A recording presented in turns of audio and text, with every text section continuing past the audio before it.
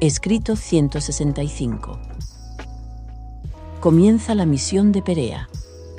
El martes, 3 de enero del año 30 después de Cristo, Abner, el antiguo jefe de los 12 apóstoles de Juan el Bautista, un nazareo que había estado en otro tiempo al frente de la escuela nazarea de Engadi y era ahora jefe de los 70 mensajeros del reino, reunió a sus compañeros y les dio unas instrucciones finales antes de enviarlos en misión a todas las ciudades y aldeas de Perea.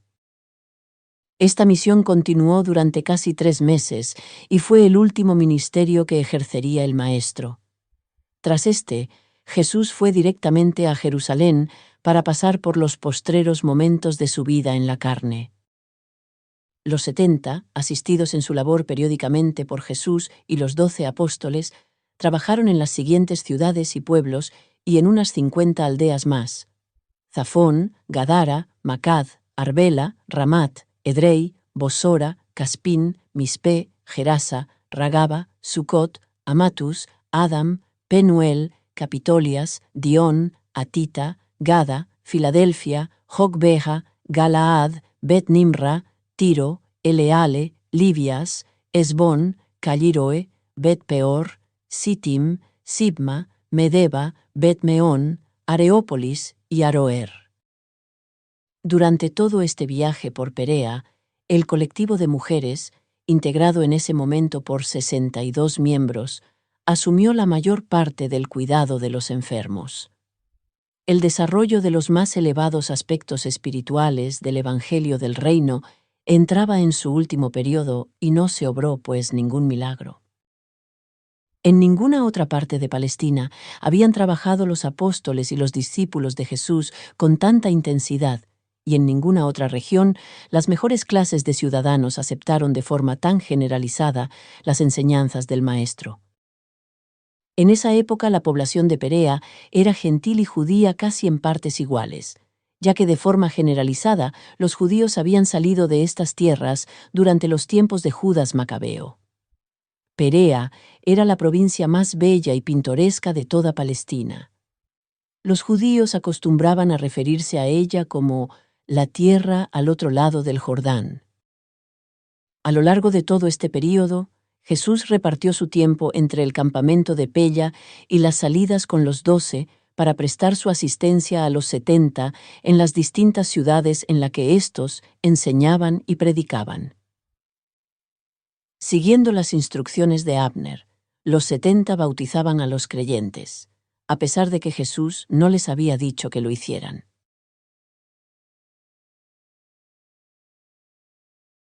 1. En el campamento de Pella. Hacia mediados de enero, se habían congregado más de 1.200 personas en Pella, y Jesús, cuando se encontraba en el campamento, les solía enseñar al menos una vez al día, normalmente a las 9 de la mañana, y si la lluvia no se lo impedía. Pedro y los demás apóstoles lo hacían todas las tardes. Jesús reservaba las horas del anochecer para las acostumbradas sesiones de preguntas y respuestas con los 12 y otros discípulos avanzados. Como término medio, estos grupos de la noche ascendían a 50 personas. A mediados del mes de marzo, época en la que inició Jesús su viaje hacia Jerusalén, más de 4.000 personas componían el amplio público que escuchaba la prédica de Jesús o de Pedro cada mañana. El Maestro decidió poner fin a su obra en la tierra en el momento en que el interés en su mensaje alcanzaba una cumbre, la más alta cumbre de esta segunda fase no milagrosa, del progreso del reino. Aunque 3/4 de los integrantes de la multitud eran buscadores de la verdad, también había gran número de fariseos de Jerusalén y de otras partes, juntamente con muchas personas dudosas y cavilosas.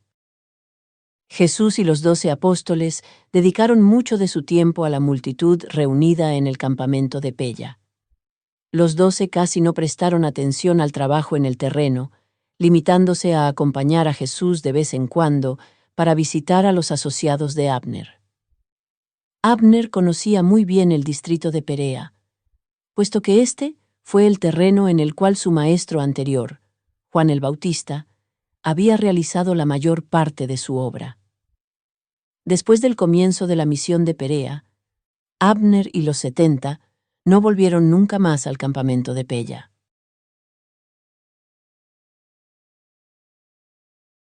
2. El sermón del buen pastor. Un grupo de más de 300 personas de Jerusalén, fariseos y otros, siguió a Jesús hacia el norte hasta Pella, cuando rápidamente se alejó de la jurisdicción de los dirigentes judíos al finalizar la fiesta de la consagración. Y fue en presencia de estos instructores y líderes judíos, así como también de los 12 apóstoles, que Jesús predicó el sermón del buen pastor. Después de media hora de conversaciones casuales, hablando a un grupo de unos 100, Jesús dijo: «Esta noche tengo mucho que deciros, y puesto que muchos entre vosotros sois mis discípulos y algunos entre vosotros, mis amargos enemigos, presentaré mis enseñanzas en una parábola, para que cada uno de vosotros tome de ella lo que encuentre acogida en su corazón.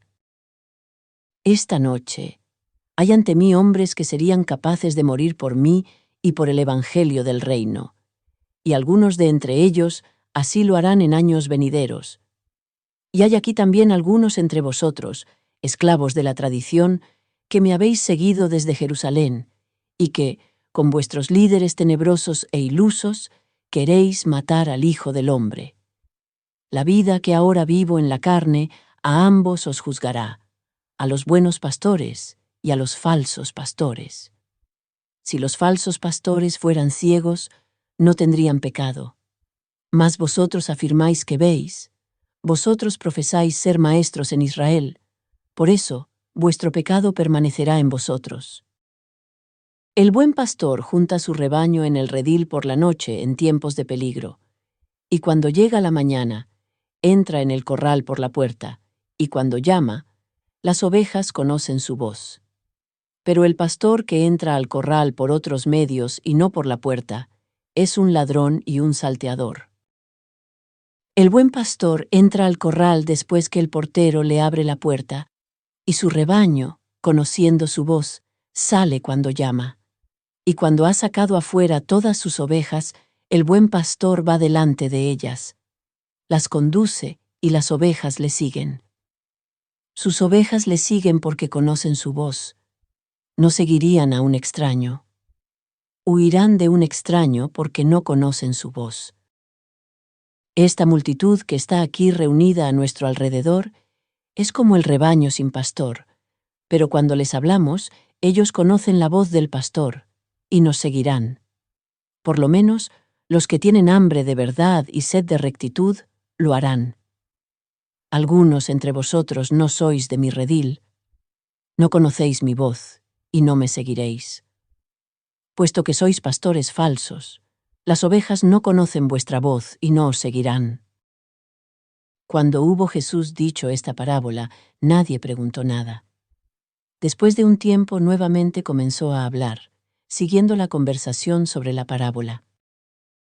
Si vosotros queréis ser los ayudantes del pastor de los rebaños de mi Padre, debéis ser no solamente líderes meritorios, sino que también debéis alimentar al rebaño con buena comida. No sois buenos pastores, a menos que conduzcáis vuestro rebaño a los pastos verdes junto a las aguas calmas. Ahora bien, por miedo a que algunos entre vosotros comprendan demasiado fácilmente esta parábola, yo os declaro que soy a la vez la puerta del corral del Padre y el buen pastor de los rebaños de mi Padre. Todo pastor que busca entrar al corral sin mí fracasará, y las ovejas no oirán su voz. Yo, con los que ministran conmigo, soy la puerta. Toda alma que entre al camino eterno por los medios que yo he creado y ordenado, será salvada y podrá proseguir hasta llegar a los pastos eternos del paraíso. Pero también soy yo el pastor verdadero que hasta es capaz de dar su vida por el rebaño. El ladrón se mete en el corral solo para robar, matar y destruir, pero yo he venido para que podáis tener vida y tenerla más abundantemente.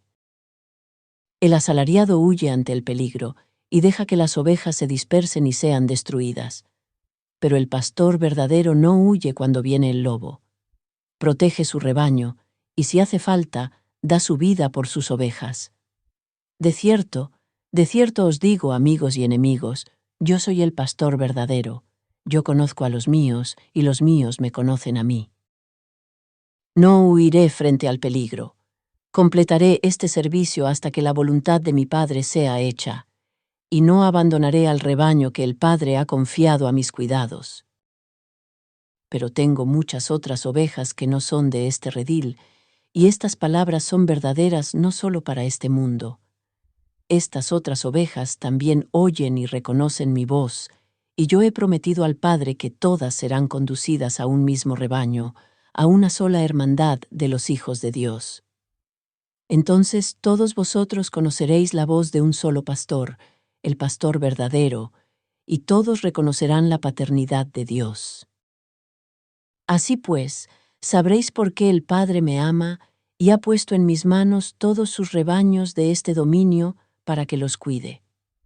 Es porque el Padre sabe que yo no dejaré de proteger mi rebaño ni abandonaré mis ovejas, y que si hace falta, no vacilaré en dar mi vida al servicio de sus muchos rebaños.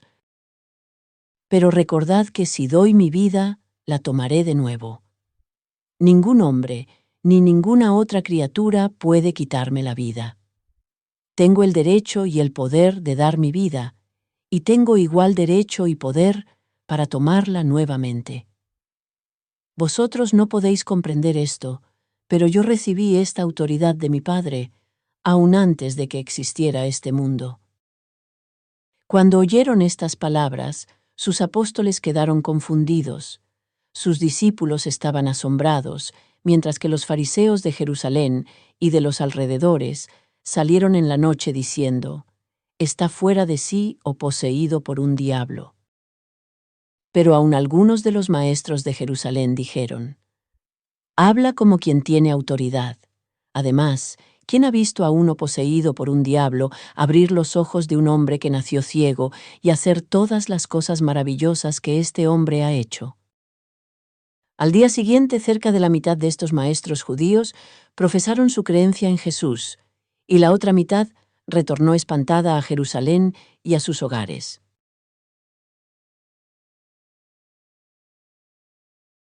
3. El sermón del sábado en Pella. A fines de enero, las multitudes de los sábados por la tarde eran casi de 3.000 personas. El sábado 28 de enero, Jesús predicó el sermón memorable sobre confianza y preparación espiritual. Después de las observaciones preliminares de Simón Pedro, el Maestro dijo: «Lo que muchas veces he dicho a mis apóstoles y a mis discípulos, declaro ahora a esta multitud: guardaos de la levadura de los fariseos, que es la hipocresía, nacida del prejuicio y alimentada por la esclavitud de las tradiciones. Aunque muchos de estos fariseos sean de corazón honesto, y algunos entre ellos permanecen aquí como mis discípulos. Pronto todos vosotros comprenderéis mis enseñanzas, porque no hay nada que esté ahora escondido, que no será revelado. Lo que se oculta de vosotros se os hará evidente cuando el Hijo del Hombre haya completado su misión en la tierra y en la carne. No temáis a los que, aunque puedan matar el cuerpo, después ya no tendrán poder alguno sobre vosotros. Yo os advierto que no temáis a nadie, ni en el cielo ni en la tierra, sino que os regocijéis en el conocimiento de aquel que tiene el poder de liberaros de toda injusticia y de presentaros sin culpa ante el asiento de justicia de todo el universo. ¿No se venden 5 pajarillos por 2 cuartillos? Sin embargo, cuando estos pajaritos vuelan en busca de alimento, ni uno de ellos existe sin el conocimiento del Padre, la fuente de toda vida. Para los guardianes seráficos, hasta los cabellos de vuestra cabeza están numerados. Si todo esto es verdad, ¿por qué vivir temerosos de las muchas pequeñeces que surgen en vuestra vida diaria? Yo os digo, no temáis.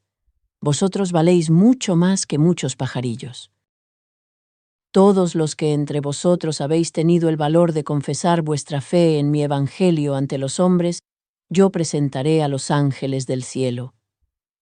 Pero el que rechace a sabiendas la verdad de mis enseñanzas ante los hombres, será rechazado por el guardián de su destino, aun ante los ángeles del cielo. Digáis lo que digáis sobre el Hijo del Hombre, se os perdonará. Pero el que presuma blasfemar contra Dios, difícilmente encontrará perdón. Cuando los hombres llegan hasta el extremo de asignar las obras de Dios a las fuerzas del mal, esos rebeldes deliberados difícilmente buscarán el perdón de sus pecados. Y cuando nuestros enemigos os lleven ante los rectores de las sinagogas y ante otras altas autoridades, no os preocupéis por lo que debéis decir, ni os aflijáis por cómo contestar a sus preguntas, porque el Espíritu que reside en vosotros os enseñará certeramente en esa misma hora lo que debéis decir en honor del Evangelio del Reino. ¿Por cuánto tiempo permaneceréis en el valle de la indecisión? ¿Por qué vaciláis entre dos opiniones? ¿Por qué titubean los judíos o los gentiles en aceptar la buena nueva de que son hijos del Dios eterno? ¿Cuánto tiempo nos llevará persuadiros de que entréis con regocijo en vuestra herencia espiritual? Yo vine a este mundo para revelar a vosotros el Padre y conduciros al Padre. Lo primero ya he hecho, pero lo segundo no puedo hacer sin vuestro consentimiento. El Padre jamás obliga a nadie a entrar en el reino. La invitación siempre existió y siempre existirá. El que quiera, que venga y que comparta libremente del agua viva. Cuando Jesús hubo terminado de hablar, muchos salieron para ser bautizados por los apóstoles en el Jordán, mientras él escuchaba las preguntas de los que se quedaban allí.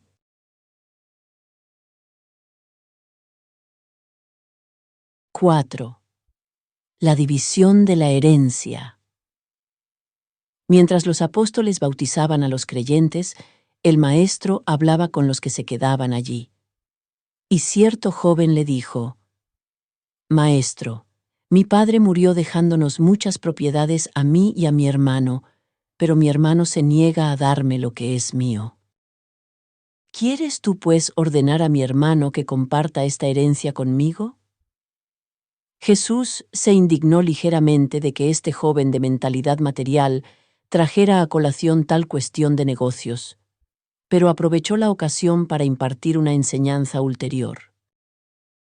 Dijo Jesús: Hombre, ¿quién me ha puesto de divisor entre vosotros? ¿De dónde sacaste la idea de que yo me ocupo de los asuntos materiales de este mundo? Luego, volviéndose a los que estaban a su alrededor, dijo: Cuidaos, guardaos de la codicia. La vida del hombre no consiste en la abundancia de los bienes que posea. La felicidad no viene del poder de la riqueza. El gozo no surge de la riqueza. La riqueza en sí no es una maldición, pero el amor a la riqueza muchas veces conduce a una devoción tal por las cosas de este mundo, que el alma se enceguece a las bellas atracciones de las realidades espirituales del reino de Dios en la tierra y al regocijo de la vida eterna en el cielo. Os contaré la historia de cierto rico, cuya tierra había producido mucho. Cuando se volvió muy rico, empezó a pensar dentro de sí, diciendo: ¿Qué haré con todas mis riquezas? Ahora tengo tanto que no tengo dónde almacenar mi riqueza. Y después de meditar sobre este problema, se dijo: Esto haré. Derribaré mis graneros y los edificaré más grandes, y así tendré lugar abundante para almacenar mis frutos y mis bienes. Diré luego a mi alma: Alma, muchas riquezas tienes guardadas por muchos años. Ahora pues reposa, come, bebe y regocíjate, porque eres rica y tienes muchos bienes. Pero este hombre rico también era necio. Al preocuparse por los asuntos materiales de su mente y cuerpo, se había olvidado de almacenar tesoros en el cielo para satisfacción del espíritu y salvación del alma. Tampoco pudo gozar del placer de consumir su riqueza acumulada, porque esa noche misma su alma fue llamada. Esa noche llegaron unos bandidos que asaltaron su casa y lo mataron, y después de robar las cosas de sus graneros, los incendiaron para que nada quedara. Y lo que los ladrones no se llevaron de la propiedad, se disputaron sus herederos. Este hombre acumuló sus tesoros en la tierra, pero no fue rico para con Dios. Así trató Jesús al joven y su herencia, porque sabía que su problema era la codicia. Si este no hubiese sido el caso, el Maestro no habría interferido, porque él nunca se metía en los asuntos temporales, ni siquiera de sus apóstoles, y mucho menos de sus discípulos. Cuando Jesús hubo terminado su relato, otro se levantó y le preguntó: «Maestro, sé que tus apóstoles han vendido todas sus posesiones terrenales para seguirte, y que tienen todas las cosas en común, tal como lo hacen los esenios. Pero, ¿es que quieres que todos nosotros, tus discípulos, hagamos lo mismo? ¿Es acaso pecado poseer riqueza honesta?» Y Jesús respondió a esta pregunta: «Amigo mío, no es pecado poseer riquezas honorables, pero lo es si conviertes la riqueza de las posesiones materiales en tesoros que absorban tus intereses y desvíen tu afecto de la devoción a los asuntos espirituales del reino. No hay pecado ninguno en tener posesiones honestas en la tierra, siempre y cuando tu tesoro esté en el cielo, porque donde esté tu tesoro, allí también estará tu corazón. Hay una gran diferencia entre la riqueza que conduce a la avaricia y al egoísmo, y la que tienen y dispensan en espíritu de fideicomiso los que tienen abundancia de bienes mundanos, y que tan generosamente contribuyen a mantener a los que dedican todas sus energías al trabajo del reino. Muchos de entre vosotros que estáis aquí sin dinero, recibís comida y albergue en la ciudad de tiendas, gracias a las contribuciones de hombres y mujeres generosos, de buena posición, que son dadas para estos fines a vuestro anfitrión, David Zebedeo. Pero no olvidéis jamás que después de todo, la riqueza no perdura. El amor por la riqueza ofusca demasiado a menudo, aún destruye la visión espiritual. No dejéis de reconocer el peligro de que la riqueza se vuelva en vez de vuestro siervo vuestro amo. Jesús no enseñó ni propició la negligencia, el ocio, ni la indiferencia en proveer las necesidades físicas para la familia. Tampoco aconsejó depender de la limosna, pero sí enseñó que las cosas materiales y temporales deben estar subordinadas al bienestar del alma y al progreso de la naturaleza espiritual en el reino del cielo. Luego, mientras la gente bajó al río para presenciar el bautismo, el primer joven vino a ver en privado a Jesús para hablar de su herencia, porque le parecía que Jesús lo había tratado con cierta dureza. Y cuando el maestro le escuchó nuevamente, contestó: «Hijo mío, ¿por qué pierdes la oportunidad de comer el pan de la vida en un día como este, cuando de veras podrías satisfacer tu avaricia?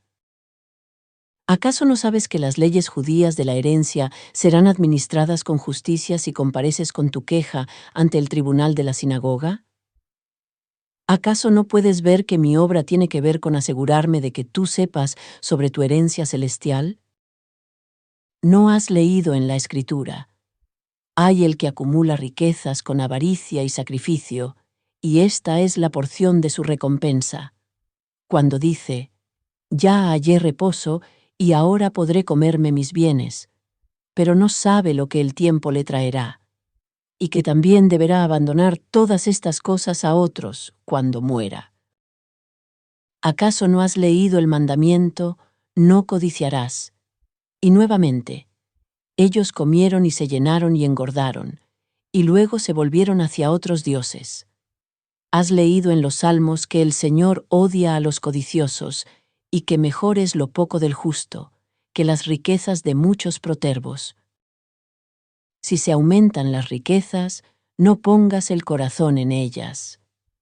¿Has leído lo que dice Jeremías: que no se alabe el rico en sus riquezas? Y Ezequiel habló la verdad cuando dijo: sus labios hablan de amor, pero el corazón de ellos anda en pos de su avaricia. Jesús despidió pues al joven diciéndole: hijo mío, ¿de qué te valdrá ganar el mundo entero si pierdes tu propia alma? A otro que estaba cerca y que preguntó a Jesús cómo serían juzgados los ricos el día del juicio, él respondió: Yo no he venido para juzgar ni a ricos ni a pobres, pero la vida que viven los hombres será el juez de todos. Aparte de cualquier otra cosa que concierna a los ricos en el juicio, los que adquieren grandes riquezas deben responder por lo menos 3 preguntas, y estas preguntas son: 1. ¿Cuánta riqueza has acumulado? 2. ¿De qué manera conseguiste esta riqueza? 3. ¿Cómo usaste tu riqueza? Luego Jesús fue a su tienda para descansar un rato antes de la cena. Cuando los apóstoles terminaron de bautizar, también volvieron y querían hablar con él sobre la riqueza en la tierra y los tesoros en el cielo, pero él estaba dormido.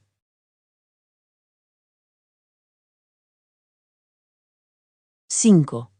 Las conversaciones con los apóstoles sobre la riqueza.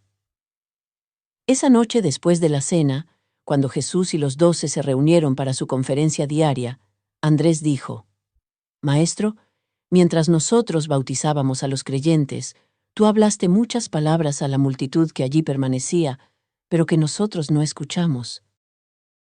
¿Querrías repetir esas palabras para nuestro beneficio? En respuesta a la solicitud de Andrés, Jesús dijo: Sí, Andrés, os hablaré de estos asuntos de la riqueza y de la autosuficiencia, pero mis palabras para vosotros, los apóstoles, deben ser un tanto diferentes de las que hablé a los discípulos y a la multitud, puesto que vosotros lo habéis abandonado todo, no solo para seguirme a mí, sino para ser ordenados embajadores del reino.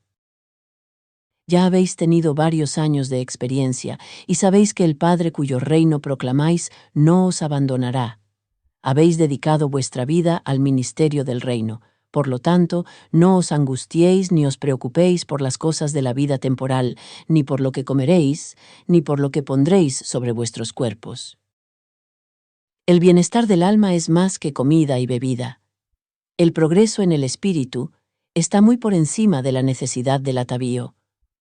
Cuando os tiente dudar de la seguridad de vuestro pan, pensad en los cuervos. Ni siembran, ni cosechan, ni tienen almacenes, ni graneros. Y sin embargo el Padre provee comida para todo el que la busca. Y cuánto más valiosos sois vosotros que muchos pájaros. Además, la angustia y la incertidumbre nada harán por proveeros vuestras necesidades materiales. ¿Quién entre vosotros podrá, solo por angustiarse, agregar una palma a vuestra estatura o un día a vuestra vida? Puesto que estos asuntos no están en vuestras manos, ¿por qué preocuparos por ellos?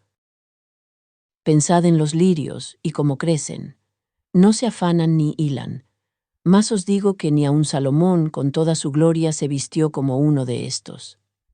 Si Dios así viste la hierba del campo, que está viva hoy y mañana se corta y se echa al fuego, cuanto más Él os vestirá a vosotros, embajadores del reino celestial. Oh vosotros, cuán poca fe tenéis. Cuando os dedicáis de todo corazón a la proclamación del Evangelio del reino, no deberíais albergar incertidumbre en vuestra mente por vuestro sostén ni por la familia que habéis dejado. Si realmente dedicáis vuestra vida al Evangelio, viviréis por el Evangelio.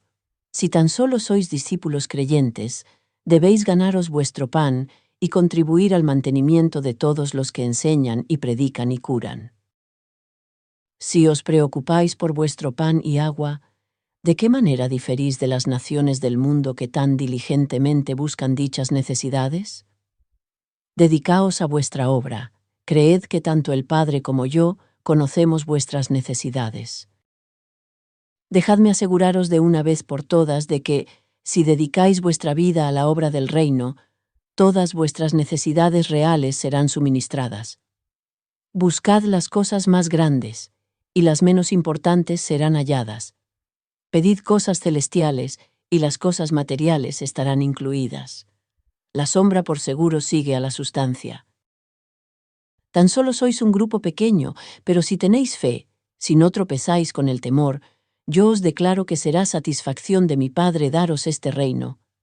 Habéis puesto vuestro tesoro allí donde la bolsa no envejece, donde el ladrón no puede saquear, y donde la polilla no puede destruir. Como dije a la multitud, allí donde está el tesoro, también estará vuestro corazón.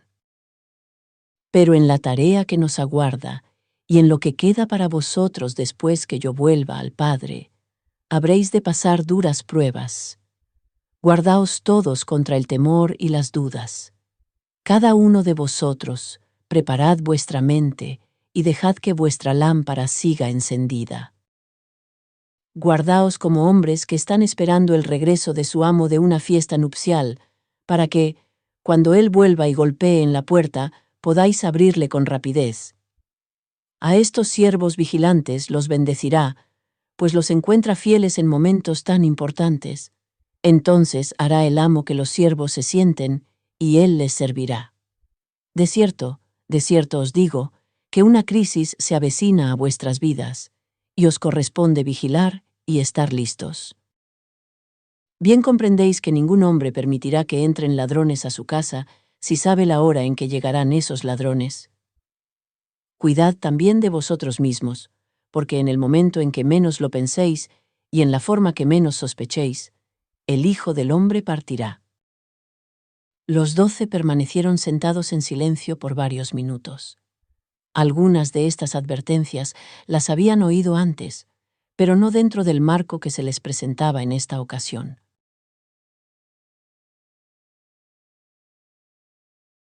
6. La respuesta a la pregunta de Pedro.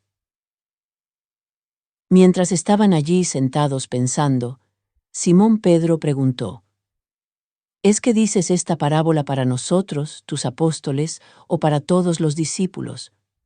Y Jesús contestó: En los momentos de prueba se revela el alma del hombre. La prueba revela lo que verdaderamente alberga su corazón.